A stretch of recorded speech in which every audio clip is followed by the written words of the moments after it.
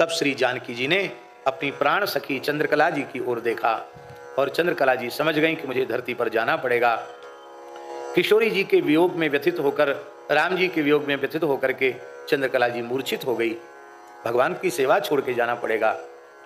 तब श्री किशोरी जी उठी और उन्होंने चंद्रकला जी को आलिंगन दिया, उठाया और कहा, तुम बड़ी भोरी हो, तुम इस रूप में तो यहीं रहोगी, पर एक रूप से तुम्हें आचार्य रूप से प्रकट होकर के मधुरोपासना का प्रचार प्रसार करना है, आचार्य रूप में प्रकट होकर के। तो फिर वही चंद्रकला जी श्री अग्रदेवाचार्य जी के रूप में धरती पर आई।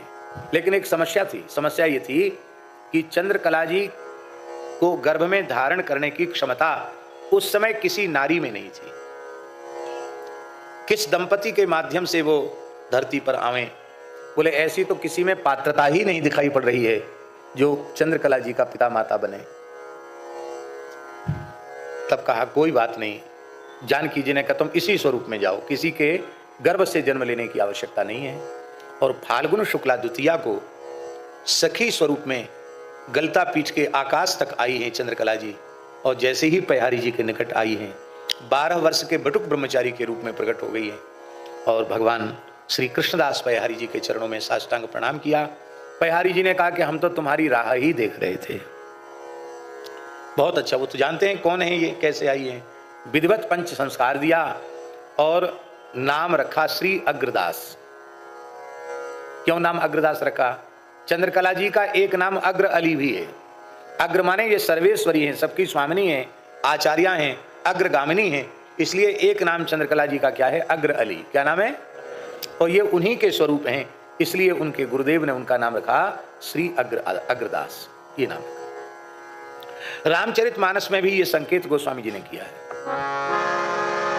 चली अग्र करी पिय सखी सोई,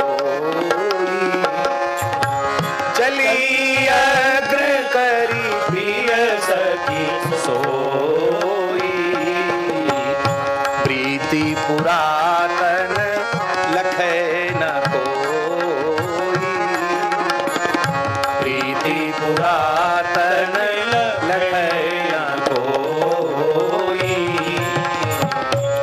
प्रिय सखी सोई चली अग्र। अग्र प्रिय सखी, जो अग्र प्रिय सखी है उसको जानकी जी आगे करके चली। इसका आशय क्या है? इसका आशय है कि प्रिया प्रीतम तो सदा मिले ही रहते हैं, मिले ही रहत मानो कबहू मिले ना, सदा मिले रहते हैं। गिरा अर्थ जल बीच सम कहियत भिन्न भिन्न, बंदऊ सीता राम पद जनई परम प्रिय किन्न। वो कभी अलग हो नहीं सकते। जल और जल की तरंग अलग कैसे हो सकती है? हो नहीं सकते, अलग होते नहीं। लेकिन प्रकट लीला है ना, तो राम जी से मिलना सीधे संभव नहीं है। कैसे होगा? आचार्य के माध्यम से भगवत प्राप्ति होती है।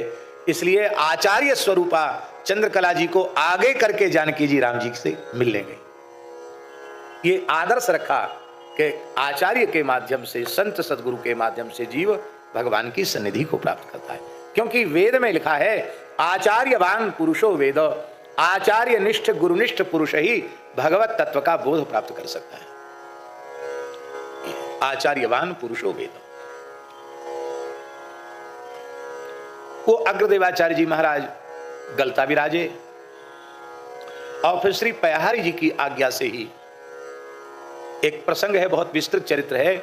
उस चरित्र में श्री किशोरी जी सब अपने अलग अलग भाव दे रहे थे साधन साध्य के संबंध में।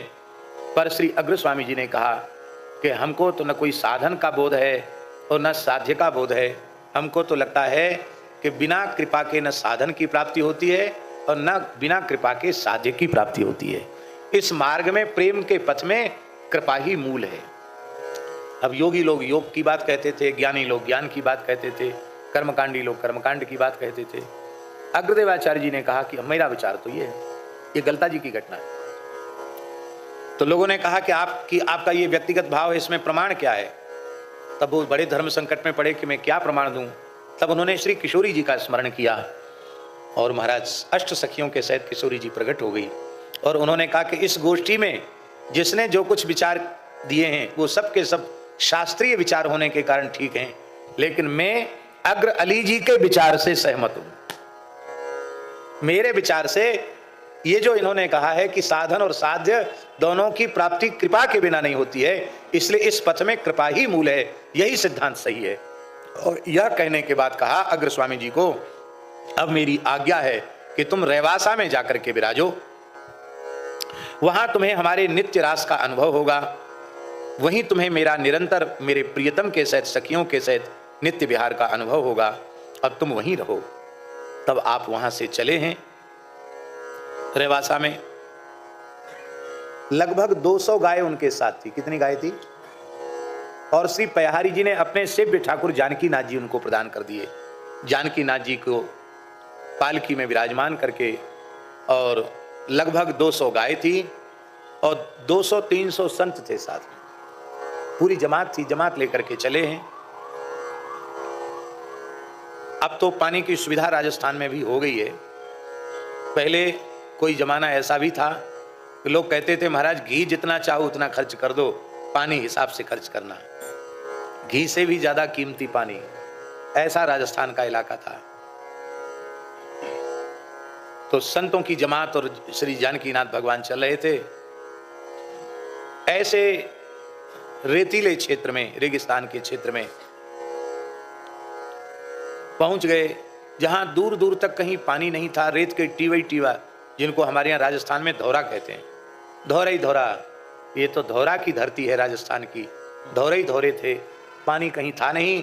और साधु 1-2 दिन चल करके बिना खाए पिए, न ठाकुर जी को भोग लगा, गाय भी प्यासी थी, क्या करें, लगा कि क्या प्राण निकल जाएंगे। अब लोगों को चलने की भी शक्ति नहीं थी। तब तक एक पर्णकुटी दिखाई पड़ी, सुंदर बगीचा दिखाई पड़ा। अब ये ध्यान में नहीं आया कि अभी थोड़ी देर पहले तक तो यहाँ कहीं कोई पेड़ पौधा नहीं, केवल रेती रेत के टीवा, और ये अब ये हरियाली कहाँ से आ गई। भगवान की लीला। बोले भाई हरियाली दिख रही, चलो वहां तक तो चलो। वहां गए तो एक वयोवृद्ध माता जी थी तपस्विनी वेश में। उन्होंने कहा आओ संतो पधारो, कोई चिंता मत करो, सरोवर में बढ़िया से स्नान करो, अमृत के समान मीठा जल पियो, और कोई कमी नहीं, सब राशन सामग्री यहाँ रखी हुई है, खूब प्रेम से जानकीनाथ जी की रसोई बनाओ, भोग लगाओ, पाओ, और जब तक यहाँ रहना हो तब तक प्रेम से रहो। गायें भी प्रसन्न, संत भी प्रसन्न, सब बड़े तृप्त हो गए और खूब कथा कीर्तन का सुख मिला। रात्रि को विश्राम किए। बोले हम तो आगे की ओर बढ़ेंगे, यहाँ रहने के लिए नहीं आए हैं, कल हम लोग प्रस्थान करेंगे। सवेरे जैसे ही उठे, बहुत ध्यान से सुने, जैसे ही सवेरे उठे तो सब क्या देखते हैं कि हम तो रेत में पड़े हुए हैं, ना वहाँ तालाब है, ना वहाँ झोपड़ी है, ना वहाँ कोई पेड़ पौधे हैं, ना कोई फल फूल है, कुछ नहीं वहाँ, जैसे पहले थे वैसे ही। अब आश्चर्यजनक घटना की, ये क्या हो गया अकस्मात। तब श्री अग्र स्वामी जी ने रुदन करते हुए पुनः श्री किशोरी जी का स्मरण किया। हे स्वामिनी जी, ये तो आपकी ही लीला है कि तपस्विनी वेश में, वृद्धा के वेश में आप ही पधारी। उनके पुकारते ही जानकी जी फिर से प्रकट हो गई और उन्होंने कहा अब तुम ज्यादा घूमो मत राजस्थान में, जमात के सहित रेवासा आ जाओ, वहीं तुम्हें मेरा दर्शन होगा। और फिर श्री अग्रदेवाचार्य जी महाराज जब रेवासा आए तो रेवासा में ज्यादातर बस्ती बंजारों की थी। बंजारे होते ना, बंजारे थे, और कांच का व्यवसाय करने वाले कचेरे थे, और नमक का व्यापार करने वाले भी कुछ लोग थे, और वैश्यों में वहां प्रमुखता थी कावराओं की, कावरा वैश्य थे इतने लोग, कुछ ब्राह्मणों के घर भी थे। ऐसे अपने समय में रेवासा व्यापारियों का केंद्र था, उसमें सीकर वीकर नहीं था। हाँ, रेवासा जो है वो जयपुर से बहुत पुराना है, तब जयपुर भी नहीं था। रेवासा का इतिहास बहुत पुराना है और रेवासा अपने समय में व्यापार का केंद्र रहा। तो श्री अग्रदेवाचार्य जी की प्रसिद्धि तो हो ही गई थी। वे जब वहां रेवासा पधारे तो सब लोग उनका दर्शन करने आए, उनके सेव्य ठाकुर जानकीनाथ जी का दर्शन किया। बोले महाराज यहाँ आए तो आपने बड़ी कृपा की, लेकिन यहाँ पानी की बहुत समस्या है, आपके साथ इतनी गैया हैं, संत हैं, साधु थोड़ा पानी ज्यादा ही बर्बाद करते हैं। किसी के घर महात्मा लोग पहुंच जाएं तो टंकी 2 बार 3 बार भी दिन में भरनी पड़ती है। क्यों? इनका पानी का खर्च ज्यादा होता है। तो यहाँ तो पानी की बड़ी समस्या है, आप कैसे निर्वाह करेंगे संतों के सहित। रेवासा की धरती में नमक है, क्या है, अपने ठाकुर जी के भी एक खेत में नमक है, वहां भी नमक बनता है। पानी बोरिंग से निकालो, खेत में डाल दो, थोड़ी देर में नमक हो गया। अब जिस पानी से नमक पैदा होता है, आप सोचो वो पानी कितना खारा होगा। तो एक तो पानी है नहीं बहुत गहराई तक, और निकालो तो नमक निकलेगा। तो प्रभु बहुत दूर से पानी आता है यहाँ, हम लोग बड़े कष्ट पूर्वक निर्वाह करते पर व्यापार करते हैं, कहाँ जाएं। वर्षा के जल का संग्रह करके उसको पीने के काम में लेते हैं, दूर से पानी मंगाना पड़ता है। तब श्री अग्रदेवाचार्य भगवान ने अपना चिमटा उठाया, और बट का वृक्ष आज भी है वहाँ, जैसे ही उन्होंने चिमटा भूमि में स्पर्श कराया और गंगा जी का स्मरण किया, साक्षात गंगा जी प्रकट हो गई। आज भी वह कुआं है जहाँ गंगा जी प्रकट हुई। गंगा जी प्रकट हो गई और उन्होंने कहा, आज के बाद रेवासा गांव की सीमा के बाहर नमक होगा, रेवासा की सीमा के भीतर नमक नहीं होगा। आज भी रेवासा की सीमा के भीतर मीठा पानी, रेवासा के बाहर जाओ तो इतना खारा कि मुकुल्ला नहीं कर सकते आप। जहां पानी की समस्या थी, उस जानकीनाथ भगवान के स्थान में रेवासा मठ में 7 कुआं, अब तो कुएं बंद कर दिए गए, अब तो केवल 2 ही हैं, 7 कुआं और 1 बावड़ी। आप सोचो राजस्थान में इतना पानी कहां से आया। अब तो सब सुखी हो गए। तो पहले तो जानकीनाथ जी के लिए छोटा सा निवास स्थान, मंदिर जैसा काबरा वैश्यों ने ही बनाया था, और श्री पयहारी जी महाराज 12 वर्ष रेवासा में विराजे। कितने वर्ष? जमात घूम के आते फिर वहीं रह जाते, 12 वर्ष तक विराजे वहां। गोस्वामी तुलसीदास जी महाराज 4 महीने विराजे अग्रदेवाचार्य जी के निकट, और वहां जानकीनाथ जी का दर्शन करके ही उन्होंने पद गाया, जब जानकीनाथ सहाय करें तब कौन बिगाड़ करे नर तेरो। ये भेंट में पद गाया। और दोहावली कवितावली में तो जानकीनाथ जी के नाम से अनेक छंद आपने लिखे हैं, दोहावली और कवितावली में। 4 महीने गोस्वामी तुलसीदास जी वहां विराजे रेवासा में। सिख परंपरा के प्रथम गुरु श्री जनक जी के अवतार श्री गुरु नानक देव जी महाराज वो 1.25 महीने विराजे रेवासा धाम में। और आगे चलकर सिख परंपरा के 10वें गुरु श्री गुरु गोविंद सिंह भी आकर के रेवासा धाम में विराजे। श्री वल्लभाचार्य महाप्रभु एक रात्रि रेवासा धाम में विराजे, और जब रेवासा में अग्र स्वामी जी का उन्होंने दर्शन किया तो अग्र स्वामी जी ने उनका आदर किया। वल्लभनाथ दया के सागर, श्री लक्ष्मण ग्रह प्रगट भये हैं, इलम्मा कोंख उजागर, एक पद गाया उनके आदर में, उनके सम्मान में। वल्लभाचार्य जी एक रात्रि वहां विराजे हैं। और बहुत परवर्ती काल में विवेकानंद जी भी वहां रहे।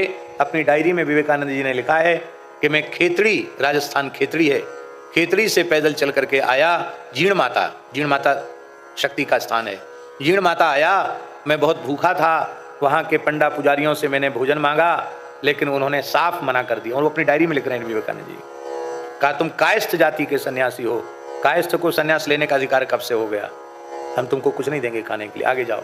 कहाँ जाए? बोले रेवासा में मिलेगा। वहाँ किसी से पूछा नहीं जाता है कि तुम्हारा क्या, तुम्हारी जाति क्या है, तुम्हारा धर्म क्या है, वहाँ जाओ। वो रेवासा आए, लिखा वहाँ हमको खूब घी और खिचड़ी खा करके हम तृप्त हुए। ऐसा उन्होंने रेवासा मठ का नाम अपने डायरी में लिखा है विवेकानंद जी।